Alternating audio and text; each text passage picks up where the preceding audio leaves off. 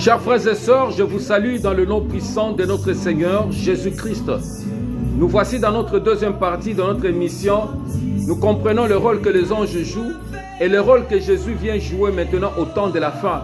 Jésus vient pour juger. Nous rentrons dans le temps de jugement. Bien-aimé, toi qui commets encore le péché, excuse-moi, il faut arrêter. C'est temps, bien-aimé, nous allons voir beaucoup de choses chamboulées. Dieu va commencer d'abord par juger les nations. C'est ici, bien-aimé, que la parole de Dieu est en train de nous réconforter dans 1 d'Apocalypse chapitre 1, verset 16. Apocalypse chapitre 1, verset 16. Qu'est-ce que la parole de Dieu nous dit, bien-aimé? Au verset 16, la parole de Dieu dit ceci. Il avait dans sa main droite 7 étoiles, de sa bouche sortait une épée aiguë à 2 tranchants. Et son visage était comme le soleil lorsqu'il brille dans sa force. Il était, bien-aimé, il avait dans sa main droite 7 étoiles. Jésus a porté 7 étoiles. 7 étoiles, c'est ce pouvoir, c'est ce qu'on appelle les 7 couronnes. C'est cette dispensation. Jésus-Christ porte ce pouvoir. Il détient toute la puissance, il détient toute la sagesse, il détient toute la richesse, il détient toute la force, il détient tout l'honneur, il détient toute la gloire, il détient toute la louange. Ce sont, bien aimés, les 7 étoiles que Jésus détient dans sa main. Et son visage était rayonnant comme le soleil dans sa splendeur. Et dans sa bouche sortait une épée à 2 tranchants. C'est cette épée, le ministère de la parole. Nous l'appelons Jésus la parole de Dieu. Cette épée, bien-aimée, vient pour remettre de l'ordre. Il y a beaucoup de désordre dans les nations. Il y a beaucoup de désordre dans nos nations. Bien-aimé, il y a les gens qui pensent que l'économie ou l'argent leur appartient à eux. Bien-aimé, ces choses vont cesser. Dieu va discipliner nos dirigeants. Dieu va discipliner ceux qui exercent une influence sur la terre. La politique, bien-aimé, ça sera quelque chose qui ne sera pas comme nous le voyons, où les gens font n'importe quoi. Jésus viendra avec une politique de justice, une politique de redistribution équitable. C'est-à-dire chacun aura à se retrouver dans l'économie de son pays. Ce n'est pas seulement les hommes influents qui vont prendre tout pour eux. Les enfants de X ou de Y, c'est eux qui vont seulement trouver le bonheur. Non, non. Il y aura une politique distributive, que ce soit les huissiers, que ce soit les femmes de ménage, ceux qui font les techniciens de surface, ceux qui travaillent, je ne sais pas, aux impôts, qui travaillent à l'administration, tout le monde aura. Il y aura un barème salarial qui sera équitable pour tout le monde. Celui qui est caporal, qui est, je ne sais pas, subalterne, qui est X ou Y, militaire, officier, sous-officier, chacun aura un salaire digne, capable de nouer les 2 bouts du mois. C'est cela la justice. Quand nous parlons de Jésus qui vient remettre de la justice, c'est ce Jésus-là qui prend corps. Jésus ne peut pas descendre comme un esprit, comme une entité spirituelle qui vient dans une nation et qui commence à travailler. Jésus va prendre corps. C'est une autorité bien-aimée qui va travailler avec l'esprit de Jésus. Et Jésus sera comme son autorité, sera comme le propulseur. C'est lui qui va imprégner maintenant sa pensée dans l'esprit des gens, de ses enfants, qui auront une autorité, bien-aimée, de pouvoir agir sur la terre. C'est cela, bien-aimé, de sa bouche sort une épée aiguë pour frapper les nations. Les nations seront frappées. Bien-aimé, Jésus ne vient pas avec les armes comme le monde, mais les armes de Jésus sont efficaces. Jésus peut anéantir l'économie mondiale par la puissance de sa parole. Jésus peut anéantir toutes les armées du monde par la puissance de sa parole. Nous connaissons l'histoire d'Élisée, bien-aimé, avec Géasi. Lorsque l'armée syrienne avait entouré la Samarie, là où se trouvait Élisée, parce qu'on voulait prendre Élisée, on avait compris qu'il y avait un traître qui trahissait l'armée syrienne. Chaque fois, il voulait prendre une embuscade, le peuple d'Israël. Directement, Élisée a avisé le roi pour dire que non, l'armée syrienne veut nous attaquer de tel côté. Et chaque fois, ils n'arrivaient pas à atteindre leurs objectifs. C'est ainsi qu'ils ont cherché. Qui nous trahit? Quelqu'un a dit que non, il y a un Élisée, un prophète en Israël. C'est celui-là qui peut même connaître les problèmes dans ton cœur, au roi. Il a envoyé une armée pour aller prendre Élisée. Pendant que cette armée avait encerclé la maison d'Élisée bien-aimé, Géasi tremblait parce qu'il s'est levé le matin. Il a vu une armée bien équipée dans la ville. Et il est rentré pour dire à Élisée que nous sommes encerclés par une armée syrienne. Mais Élisée était tranquille, il a dit, Seigneur, ouvre les yeux pour qu'il voie ce que je vois. C'est ainsi que Géhazi a vu derrière l'armée syrienne, il y avait une autre armée plus grande. Bien-aimé, c'est l'armée céleste. Cette armée céleste a aveuglé l'armée syrienne qui avait des équipements redoutables, qui avait des chars, qui avait des épées, qui avait toutes sortes de choses, bien-aimé. L'armée céleste a aveuglé l'armée de la Syrie jusqu'à la mener jusqu'en pleine ville. Et là où Élisée a dit, Père, ouvre leurs yeux, ils étaient déjà encerclés. On leur a donné à manger, ils sont repartis. Voilà pourquoi, bien-aimé, la guerre avait cessé. Il y a des choses qui vont s'arrêter dans le Grand Congo. La guerre du Kivu, ça sera un miracle de Dieu.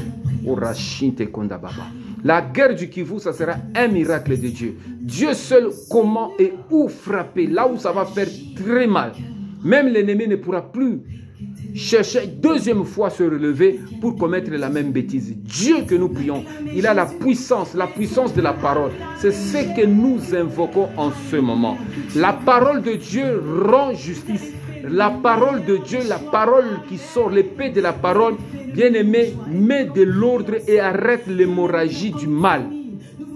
Quel que soit le problème qui peut prendre autant de temps, ça la solution. On amène au conseil de sécurité, ça ne marche pas. On amène dans on amène des gens comme étant des médiateurs, ça ne marche pas. On va partout à Luanda, ça ne marche pas. On va à Doha, ça ne marche pas. On ne marche pas. Il y a les gens qui viennent. C'est qu'il y a là où les gens vont s'arrêter. Maintenant, il y a un autre facilitateur qu'on aime, le président togolais. Lui aussi, je ne sais pas s'il fera quelque chose. Parce que les vraies motivations des hommes sont cachées.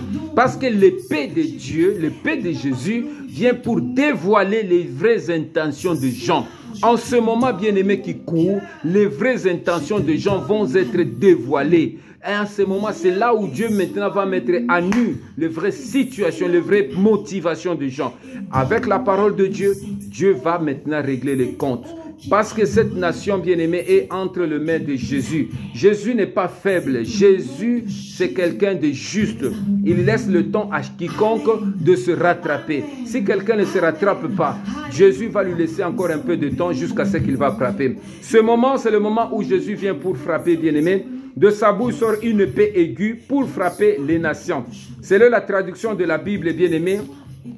L'épée est aiguë, l'épée est aiguisée. L'épée est pointue et tranchant, aiguë à deux tranchants. Bien-aimé, l'épée est affilée parce que c'est Dieu qui veut que cette épée, personne ne peut résister au tranchant de cette épée. Quels que soient les qualificatifs de l'épée, elle apparaît, bien aimé, comme une épée redoutable, efficace et tranchant avec grande facilité et rapidité à tout obstacle, bien aimé, et à tout ennemi. C'est qu'aucun ennemi ne peut résister, bien aimé, à l'épée de Jésus. C'est ce que nous venons de rendre compte en lisant la parole de Dieu dans Apocalypse 1, verset 16, que de sa bouche sortait une épée à deux tranchants. Nous devons, bien aimé, nous armer de la mentalité de Jésus. Parce que Jésus, maintenant, ici, veut exercer son influence sur le monde. Le monde va bouger. Le monde va être chamboulé. Des choses vont changer. Des puissances, bien aimées, qui sont dans l'esprit, dans l'espace, vont tomber. Des étoiles vont être bousculées. Les systèmes, bien aimés, les systèmes financiers, les systèmes économiques, les systèmes de l'aviation, les systèmes de l'Internet, les systèmes de satellites, tous ces systèmes vont être bouleversés. Ce temps va venir, bien aimé. Nous comprenons parce que Jésus avait dit tout est accompli. Il y a eu le tremblement de terre, il y a eu l'obscurité. Le soleil s'est obscurci. Les étoiles, bien aimées, du ciel sont tombées en défaillance. Bien aimé, il y a eu un tremblement de terre jamais occasionné parce qu'il y a une parole qui est revenue, qui est repartie. Cette parole qui est repartie, qui a quitté ce monde. Maintenant, cette parole est revenue dans ce corps, mais c'est un corps surnaturel, un corps mystique. Ce corps maintenant, bien aimé, juge. Celui qui est monté sur le cheval blanc vient pour juger. Bien aimé, un peu plus loin dans la lettre aux chrétiens de Pergame, Jésus, bien aimé, présente comme celui qui tient l'épée aiguë à deux tranchants. Bien aimé, la description annonce ici le combat spirituel mené par Jésus. Le combat spirituel mené par Jésus, il le mène où? Il le mène dans l'église. C'est que Jésus aussi va mener le combat dans les églises. Les églises qui sont assises sur le mensonge, sur la fraude, qui sont assises sur la ruse, sur la doctrine des démons, sur toutes sortes, bien aimés, de stratégies impures, ces églises-là vont connaître ce qu'on appelle le jugement de Jésus. Jésus va juger ces églises. Il y a eu l'église de Pergame dans Apocalypse chapitre 2, verset 16. La parole de Dieu nous dit ceci, bien-aimé, au verset 16. Répands-toi donc, sinon je viendrai à toi bientôt et je le combattrai avec l'épée de ma bouche. Répands-toi donc, sinon je viendrai à toi bientôt et je les combattrai avec l'épée de ma bouche. Donc, bien-aimé, Jésus vient pour combattre avec l'épée de sa bouche. Il ne vient pas avec les armes naturelles, les armes traditionnelles, mais l'arme que Jésus utilise, c'est sa parole. Donc, bien-aimé, cette parole qui est en train de nous enseigner aujourd'hui, c'est une arme. Voilà pourquoi nous devons prier maintenant en utilisant la parole de Dieu, pour que cette parole maintenant puisse trancher. Une épée à deux tranchants, c'est l'épée de Jésus qui va trancher toutes choses qui nous dérangent en ce moment, toutes choses qui dérangent ta vie, que ce soit les conflits que tu vis dans ton cœur, dans ton âme, dans tes pensées. L'origine de toutes tes difficultés, tu connais.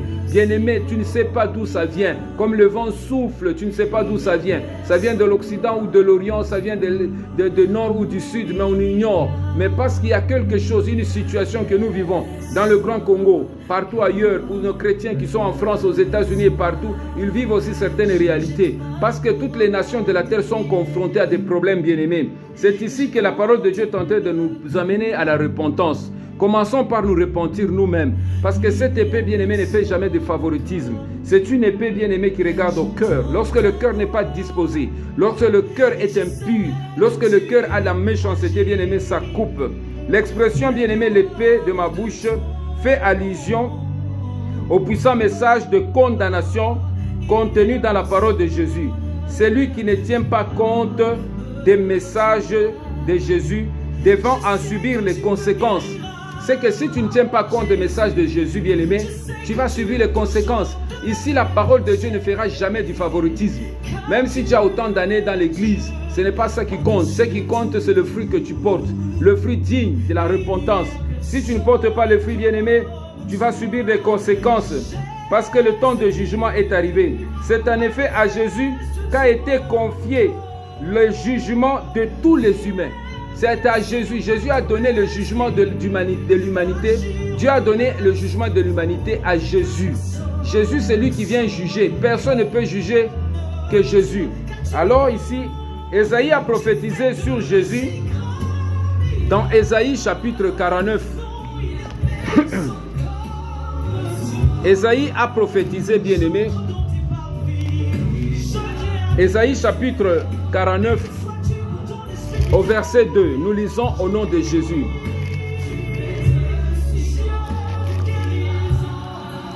La parole de Dieu dit ceci: l'Éternel m'a appelé dès ma naissance.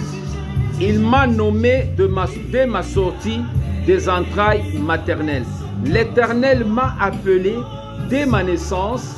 Il m'a nommé dès ma sortie des entrailles maternelles.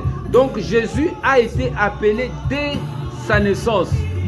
Voilà pourquoi Marie, lorsque l'ange lui a dit que l'enfant qui naîtra sera grand, et c'est celui-là qui viendra paître le peuple d'Israël, on l'appellera Jésus. Tu lui donneras le nom de Jésus. Et Jésus a été nommé dès la sortie des entrailles de sa mère. C'est-à-dire, lorsque Jésus sortait des entrailles de sa mère, il a été nommé. Il a été nommé qui? Juge. Dieu lui a donné déjà le mystère de juger la terre. C'est qu'ici, bien aimé, nous devons comprendre cela. C'est que c'est une prophétie qui a été rendue à Jésus. Il a rendu ma bouche pareille à une épée tranchante. Dieu a rendu la bouche de Jésus à une épée tranchante. Dieu peut aussi rendre notre bouche à une épée tranchante. Parce que la bouche, bien aimée, c'est l'instrument que Dieu peut utiliser pour manifester sa puissance. Nous comprenons, bien aimé, lorsque Moïse était dans le désert, il y avait un problème d'eau. Dieu a dit à Moïse, parle au rocher, exerce le mystère ou la puissance de la parole sur le rocher. Et le rocher va faire jaillir de l'eau. Mais parce que Moïse n'a pas sanctifié Dieu, au lieu de faire ce que Dieu lui a dit, il a pris le bâton, il a frappé. Est-ce que de ce bâton, l'eau pourra-t-il sortir? Et il y a eu des jets d'eau qui sont sortis. Et Dieu n'a pas aimé ça parce que Dieu voulait que Moïse puisse exercer le mystère de sa parole. Et c'est ce que Dieu voulait aussi que Adam avant Ève, puissent exercer le ministère de la parole. Voilà pourquoi Dieu avait donné l'autorité à Adam de pouvoir nommer toutes choses, tout animal, tout arbre, toute chose qui a été créée par Dieu. C'est Adam qui a donné le nom. Il a donné le nom au soleil, il a donné le nom à la lune, il a donné le nom aux étoiles, il a donné le nom aux animaux, à l'éléphant, au lion, il a donné le nom aux chèvres, aux vaches, à toutes ces choses. Mais malgré tout ça, il n'a pas trouvé quelqu'un qui était semblable à lui. Son inquiétude était encore permanente. Voilà pourquoi l'homme, Dieu a dit, je créerai une femme, un être semblable, pour qu'il puisse l'accompagner.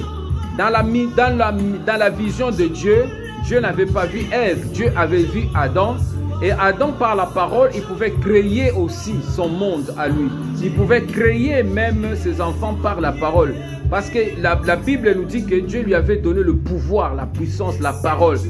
Vous comprenez bien aimé, mais parce qu'il y a eu des inquiétudes, comme cela s'est fait au temps de Moïse, Moïse, au lieu d'exercer la parole, il a voulu faire quoi?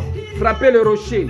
Donc ici, bien aimé, nous devons savoir que Jésus, Dieu a rendu sa bouche pareille à une épée tranchante. Donc, ce que nous avons perdu, l'efficacité de la parole. Il y a beaucoup d'églises qui n'ont pas l'efficacité de la parole. La parole qui sont prêchées ne sont pas aiguës comme un tranchant. Voilà pourquoi il y a des vies qui ne changent pas. Voilà pourquoi il y a des gens qui sont dans des églises des années, mais leur vie reste la même. Ça devient rabbi, ne change pas. Il y a des personnes qui écoutent la parole de Dieu des années, ils sont toujours les mêmes. Pourquoi? Parce que ces paroles ne sont pas aiguës comme une épée à deux tranchants. Voilà pourquoi vous devez prier pour les serviteurs de Dieu qui prêchent l'évangile. Ces paroles, bien, ces serviteurs doivent avoir une épée dans leur bouche, qui doivent donner maintenant, remettre de l'ordre dans les enfants de Dieu. Parce que sans cela, bien aimé, l'église n'aura pas sa puissance. Donc ici, bien aimé, Dieu est en train de rendre justice. Il a fait de Jésus une flèche aiguë. Et il a caché Jésus dans son carquois. Jésus, Dieu nous cache. Bien aimé, Dieu nous cache. Dieu il attend au bon moment pour nous présenter. Il avait caché Joseph. Joseph était là. Mais lorsqu'il a eu le rêve du roi, c'est là où Joseph a apparu. Il a caché Daniel. Il nous cache. Bien aimé, Dieu sait comment nous cacher. Il a caché Jésus en Égypte. Lorsque Hérode est né, lorsque Hérode voulait tuer Jésus, Jésus a été caché aussi. Moïse a été caché. Lorsqu'on tuait les enfants d'Israël, il a été caché dans une caisse de jonc. On l'a mis sur l'île parce qu'on avait peur qu'on puisse le tuer. C'est ainsi que Dieu nous cache. Bien aimé, s'il y a quelqu'un qui peut bien nous cacher, même au milieu de tourments, au milieu de difficultés, au milieu des situations difficiles, c'est Dieu. C'est ici, bien aimé, il a caché. Parce qu'il veut que nous puissions apparaître au bon moment. Ce moment est arrivé. Jésus frappera les nations, bien aimées, avec l'épée de sa bouche. Jésus va frapper les nations. Aucune nation, bien aimée, ne va pas résister. Tout comme, bien aimé, il a écrit aux chrétiens de Pergame, Jésus a le pouvoir de condamner les nations. Jésus a le pouvoir de condamner des nations. Les nations bien-aimées qui sont en train de détruire les autres nations, surtout l'Occident. L'Occident aussi va connaître le jugement. L'Occident va connaître. Ne te cache pas ou dire, oh, moi je suis en Europe, je suis en France. C'est là où commencera le jugement de Dieu. Tu vas voir que l'Europe va être chamboulée. L'économie de l'Europe va être tombée en défaillance. Bien-aimés, nous devons plus nous protéger dans le Seigneur. Nous devons plus nous protéger en Jésus-Christ. Les gouvernements et les habitants de la terre qui s'opposent à son règne de paix et de justice, bien-aimés, vont connaître les catastrophes. Dans Apocalypse chapitre 19, verset 15, la Bible nous dit, de sa bouche sortait une épée à deux tranchants pour frapper les nations. Il les dirigera avec un sceptre de fer et il écrasera lui-même les raisins dans la cuve de vin de l'ardente colère de Dieu Tout-Puissant. Dieu va écraser le raisin. Dieu va écraser les économies. Dieu va écraser l'orgueil des nations. Dieu va écraser, bien-aimé, tout ce qui fait la splendeur des nations. Dieu va les écraser. Bien-aimé, pourquoi Dieu va écraser? Dieu résiste aux orgueilleux. Les nations sont devenues orgueilleux parce qu'ils ont la connaissance. Aujourd'hui, le monde a une autre connaissance. Les hommes peuvent créer des robots, peuvent créer des choses, les lancer dans l'espace. La communication est devenue facile. Il y a beaucoup de choses maintenant. Alors l'homme commence à avoir un certain orgueil. Dieu va briser l'orgueil des hommes. Dieu va briser l'orgueil, bien-aimé. Ceux qui auront porté allégeance à la bête seront triés par l'épée qui sort de la bouche de Jésus. Ils subiront une destruction totale. Il y a des gens qui font allégeance à la bête. Les gens qui font ce que la bête dit. La bête, bien aimé, c'est la politique. Il y a une politique maintenant mondiale qui accepte, bien aimé, l'homosexualité et qui veut que les nations puissent accepter l'homosexualité. Il y a la bestialité, il y a certains qui vont avec des bêtes. Bien aimé, il y a toute cette manière de pouvoir agir pour contredire Dieu, pour contredire ce que Dieu a établi comme principe. Dieu a établi le mariage qui doit se faire entre l'homme et la femme, mais les nations diffusent cela et ils imposent d'autres lois qui sont contraires. Bien-aimés, tous ceux qui vont faire allégeance, bien-aimés, à la bête, ils vont être triés par l'épée qui sort de la bouche de Jésus. Dans Apocalypse chapitre 19, verset 21, bien-aimés, la parole de Dieu, bien-aimé, nous dit ceci. Et les autres furent tués par l'épée qui sort de la bouche de celui qui était assis sur le cheval, et tous les oiseaux se rassasièrent de leur chair. Et les autres c'est qui? C'est les nations, ceux qui acceptent la bête, ceux qui ont la marque de la bête sur leur front et dans leurs mains. Bien-aimés, ils vont être triés. La parole de Dieu, la parole qui sort comme l'épée, qui sort de la bouche de Jésus, bien-aimés, et les autres qui furent tués, ils vont être tués par l'épée qui sort de la bouche de celui qui est assis sur le cheval. Et tous les oiseaux se rassemblèrent de leur chair. Bien-aimés, les oiseaux, c'est nous, bien-aimés. Nous allons nous rassembler sur leur chair. Nous allons voir leurs cadavres. Nous allons manger leurs cadavres. Nous allons vivre, bien-aimés. Nous allons fouler aux pieds. Nous, les fils de Dieu, nous sommes les oiseaux. Nous volons dans l'intercession. Nous volons dans l'adoration. Nous volons plus haut. Bien-aimés, nous allons nous moquer des nations. Nous allons nous moquer des rois. Nous allons nous moquer de tous ces politiciens qui ne craignent pas Dieu, qui ne marchent pas selon la volonté de Dieu, qui sont en train de fouler la parole de Dieu, de fouler Jésus aux pieds. Jésus vient avec une épée à double tranchant pour couper, bien-aimés, leur élan, leur orgueil, pour couper leurs liens, pour couper leur structure, pour couper tout ce qu'ils font, bien-aimés, en cachette et les mettre à nu. Bien-aimé, son visage est rayonnant comme le soleil dans sa splendeur. Bien-aimé, de sa bouche sort une épée. C'est cette épée que j'invoque en ce moment dans les nations. Toutes les nations, bien-aimées, qui détruisent les faibles, qui détruisent, Seigneur notre Dieu, notre vie. Toutes les nations qui se rangent autour de la RDC pour combattre la RDC, le mettre, Seigneur, dans une situation indélicate, le mettre à genoux en ce moment, piller ses richesses, tuer ses fils, que l'épée de Jésus qui sort de sa bouche en ce moment, ô éternel Dieu, pour juger tous ceux qui sont derrière cette calamité, ce conflit qui ne cesse de terminer, qui amène beaucoup de gens à la dérive, qui divise des familles, qui amène beaucoup de gens à la perte. Aujourd'hui, j'invoque l'épée de Jésus qui met maintenant sur les nations qui sont complices et qui profitent de toute cette chaos, cette calamité, au nom de Jésus. J'invoque l'épée de Jésus en ce moment. Seigneur, coupe leur structure, coupe leurs liens, coupe leur, Seigneur notre Dieu, leur stratégie d'agir. Ils sont maintenant dans les Nations Unies, ils sont dans les conseils de sécurité, ils sont partout dans les ambassades, ils sont partout peut-être dans les églises qui travaillent avec eux, ils sont dans les ONG, ils sont partout dans les organismes, Père éternel, soit disant les forces de paix. Père, toutes ces choses n'ont pas apporté des solutions. Maintenant, ils sont derrière tous ces gens qu'ils amènent comme les négociateurs, qui travaillent jour et nuit, qui nous balancent à gauche et à droite. L'heure est arrivée, l'heure du jugement. J'invoque l'épée qui sort de ta bouche, l'épée qui sort de la bouche de Jésus, pour régler ce scandale qui a duré plus de 30 ans, pour régler ce problème au nom de Jésus. Jésus, je t'invoque, toi qui es la parole, cette parole, maintenant, brise leur force, brise leur camp, bouleverse leur monde au nom de Jésus, bouleverse leur monde au nom de Jésus, bouleverse leur système, bouleverse leur économie, bouleverse, mets la confiance confusion dans leur cœur. Que cette épée maintenant casse leur orgueil dans le nom puissant de Jésus. Toi qui viens diriger avec le sceptre de fer, que ton sceptre maintenant dirige les nations nations qui nous mettent en genoux, les nations qui nous combattent jour et nuit, les nations qui nous tuent, qui nous pillent, qui nous détruisent, maintenant qu'ils soient pillés, qu'ils soient détruits, que la guerre rentre là où elle est venue, que la guerre rentre là où elle est venue et qu'ils soient consumés par la parole du Seigneur Jésus, que leur roi tombe en défaillance, que leur famille tombe en défaillance, que leur voie maintenant d'accès maintenant à la RDC, à la population au Kivu maintenant le soit fermée. Que l'épée de la parole qui a protégé le jardin d'Éden lorsqu'Adam et Ève ont péché, chassé de ces jardins, que cette épée les chasse aujourd'hui, qu'elle chasse tous les détracteurs, tous ceux qui commettent toutes sortes de bavures, Seigneur, au Kivu et qui détruisent de vie. Maintenant que cette épée les chasse et mettre maintenant une barrière, une frontière, que personne ne peut rentrer et sortir comme il veut. Et la muraille de l'Éternel se lève en ce moment, une muraille de feu. J'invoque l'autorité de ton nom, Éternel Dieu, agis avec efficacité, que ton règne vienne, qu'on sache que l'Éternel est Dieu et qu'on te craigne. Merci Seigneur pour l'épée de ta parole, que ton nom soit béni dans le nom puissant de Jésus. Nous te bénissons Éternel, nous te rendons grâce.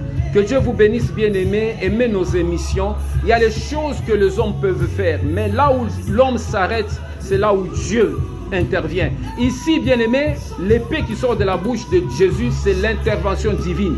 Il y a une intervention divine qui va maintenant, qui rentre en action. Cette intervention, bien aimée, ne dépend pas des hommes. Nous ne savons pas où la délivrance de Dieu peut rentrer, mais elle est déjà là parce que la parole est annoncée. Et comme nous croyons, continuons à croire, continuons à aimer le Seigneur, continuons à prier pour nos vies, pour nos familles, continuons à faire confiance au Seigneur Jésus, parce que Jésus n'est pas faible, Jésus est tout puissant. Tout pouvoir lui a été donné dans le ciel et sur la terre. Aucune nation ne peut résister devant la puissance de la parole. Aucune nation ne peut résister devant la puissance de l'épée qui sort de la bouche de Jésus.